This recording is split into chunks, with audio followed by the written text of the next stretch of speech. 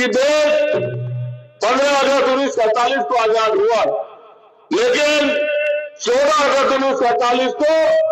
हम लोग यहाँ अंग्रेजों के अधीन थे। जब हम अंग्रेजों के अधीन थे तो अंग्रेजों के बनाए कानूनों के आधार पर हम लोगों को चलना पड़ता था,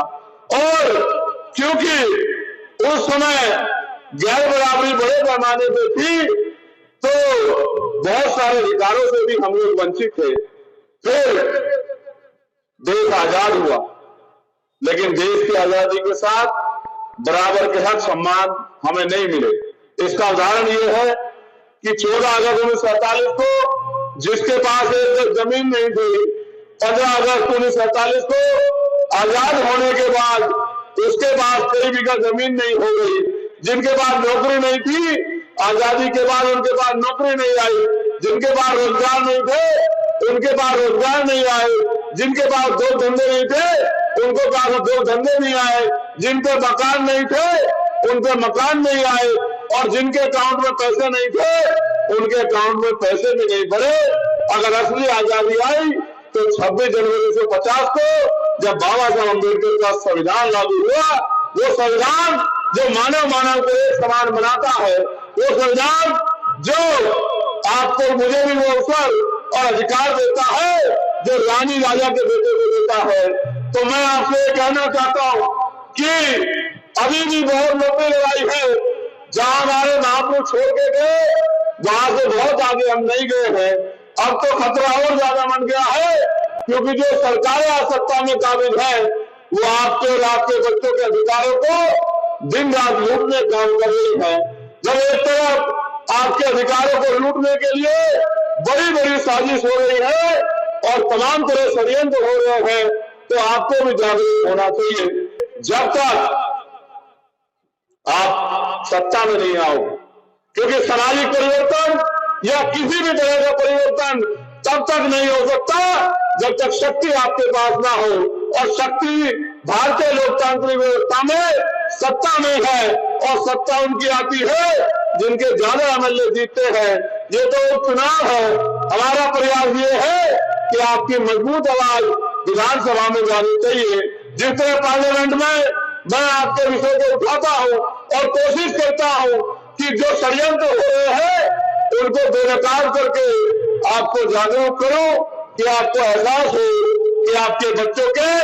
आगे बढ़ने के रास्ते लगभग समाप्त करने की तैयारी तमाम सरकारों ने कर ली है। अगर अभी भी हम सोए रहे और चादर तान के घर में लेते रहे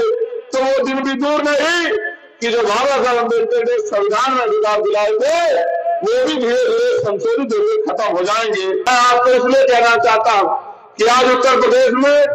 बिजली सोने के तारों में आती है, और बिजली के दाम जहां 5-7 साल पहले 200-250 रुपए का बिल आता था, आज वहां 700-800 रुपए का बिल आता है। वहीं पर पानी के दाम भी लगातार बढ़ रहे हैं,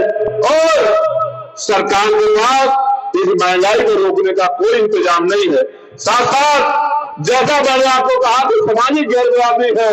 उसका बड़ा उदाहरण यह है कि यही भारतीय जनता पार्टी के विधायक जिनका नाम योगेश वर्मा है, उनको एक वकील ने इतना शानदार तरीके से थप्पड़ मारा कि उनको एहसास कराया कि आज भी दलित पिछड़े वर्गों का सम्मान ये भारतीय जनता पार्टी के लोग नहीं करते हैं। ये उनको विधायक बनने पर भी, सांसद बनने पर भी अपमानित करने का काम करते हैं, और कहते हैं कानून व्यवस्था अच्छी है। इतनी अच्छी है सम्मानित साथियों कि विधायक जी को अपने ऊपर हुए इस अपमान के लिए FIR कराने में 12-15 दिन लग गए। अगर इससे ज्यादा अमीर का कुत्ता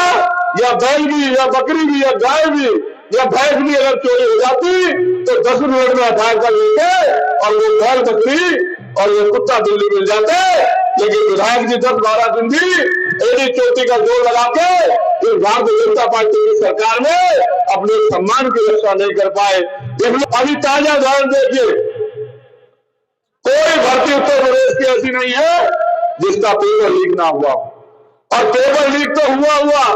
और फिर आरक्षण में भी घोटाला हुआ, चाहे यूपी पुलिस का मामला हो, चाहे 69,000 शिक्षक भर्ती का मामला हो। 69,000 शिक्षक भर्ती में दलित पिछड़े वर्ग के बच्चों के 20,000 पद इसी योगी आदित्यनाथ जी की सरकार ने लूटने का काम किया। और मेरे आज भी याद है, आपकी ताकत से हमने इको गार्डन में आंदोलन करके उनको न्याय दिलाने का काम किया था और सरकार ने 6,800 नियुक्तियां उनको देने का काम किया था। 5 दिन हम लोग खुले आसमान में लेते रहे कि हमारे भाइयों को रोजगार मिल जाए। इसलिए हम लोग राजनीति कर रहे हैं कि उनके घरों में रोशनी पैदा हो जाए। लेकिन जब उनको 6,800 नौकरियां मिली तो इन्हीं के लोग कोर्ट चले गए और कोर्ट ने फिर उस पर रोक लगा दी। अभी फिर हाईकोर्ट ने भी आदेश कर दिया तो इन्हीं के लोग सुप्रीम कोर्ट चले गए, फिर वो नियुक्तियां झुकी तो रह गई। समस्या ये है कि यही मारते हैं और यही बचाते हैं और हमारे लोग इनको ही अपना मान के इनको वोट की ताकत देते हैं। अगर बदलाव करना है तो एजुकेशन पॉलिसी ऐसी बनाओ कि चाहे प्राइम मिनिस्टर का बेटा हो या चीफ मिनिस्टर का बेटा हो या एमपी का बेटा, मंत्री का बेटा हो या विधायक का बेटा हो या जिला पंचायत अध्यक्ष का बेटा हो, जिला पंचायत सदस्य का बेटा हो, चेयरमैन का बेटा हो, बीडीसी का प्रधान का बेटा हो, चाहे पटवारी, सेक्रेटरी, कानूनगो का, तहसीलदार का, एसडीएम का, एडीएम का, डीएम का, थाने के सिपाही का, दरोगा का, सीओ का, एसपी का, एसएसपी का, डीआईजी का, आईजी का, एडीजी का, प्रमुख सचिव का, चीफ सेक्रेटरी का या डीजीपी का, किसी का बच्चा हो, सबकी पढ़ाई, जिनको सरकारी वेतन मिलता है, जिनको सरकारी सुविधा मिलती है, जिनको सरकारी सुरक्षा मिलती है, चाहे नेता हो या सरकारी सिस्टम से जुड़ा कोई आदमी, सबके बच्चों की पढ़ाई सरकारी स्कूल में होनी चाहिए। और आप ये देखना, जिस दिन ये हुआ तो आप याद रखना कि जब एक कुर्सी पे डीएम का बच्चा बैठ के पढ़ेगा और बराबर वाली पे एसपी का और उससे अगली कुर्सी पे मंत्री जी का और उसी में से एक कुर्सी पे मजदूर किसान का बेटा बैठ के पढ़ेगा, तो आप देखना कि बिल्डिंग भी अच्छी होगी, पढ़ाई भी अच्छी होगी और टीचर भी अवेलेबल होगा, फर्नीचर भी अच्छा होगा और गरीबों को गुणवत्तापूर्ण शिक्षा भी मिलेगी और इस शिक्षा का प्रयोग करके गरीब अपनी जिंदगी बदल पाएगा। इसलिए मैं आपसे कहना चाहता हूं, अब आपको समय नहीं बचा कि आप इंतजार करके बैठ के देखिए कि कोई मसीहा आके आपका जीवन बदलेगा। अगर आप बाबा साहब अम्बेडकर के सच्चे सिपाही हो,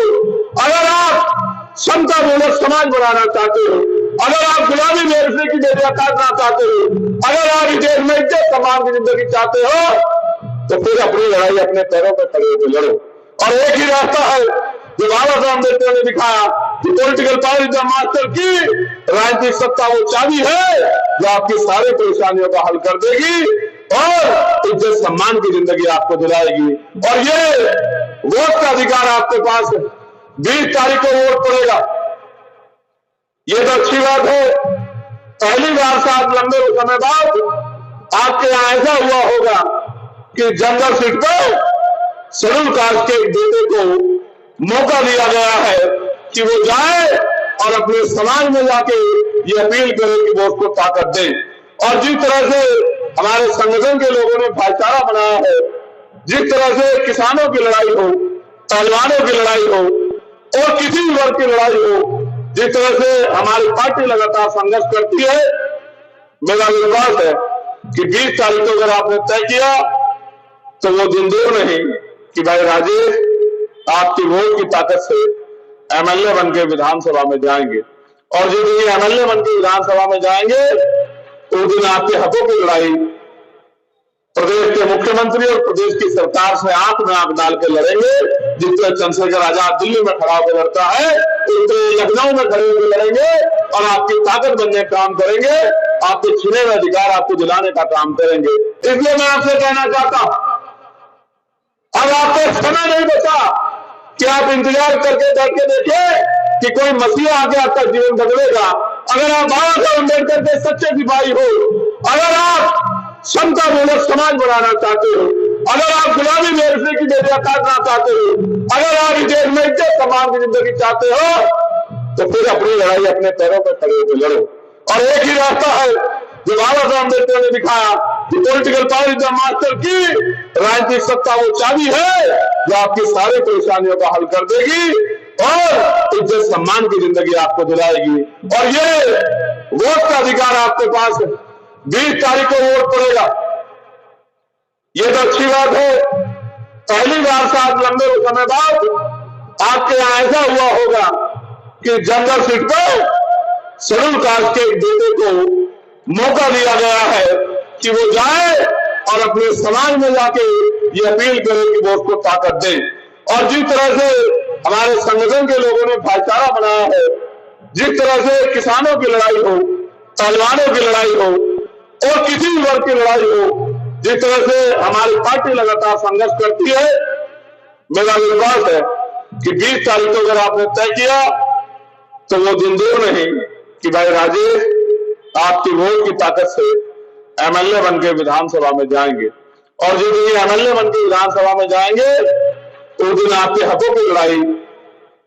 प्रदेश के मुख्यमंत्री और प्रदेश की सरकार से आंख में आंख डाल के लड़ेंगे। जिस तरह चंद्रशेखर आजाद दिल्ली में खड़ा होकर लड़ता है, उस तरह लखनऊ में खड़े होकर लड़ेंगे और आपकी ताकत बनने का काम करेंगे, आपके छीने हुए अधिकार आपको दिलाने का काम करेंगे।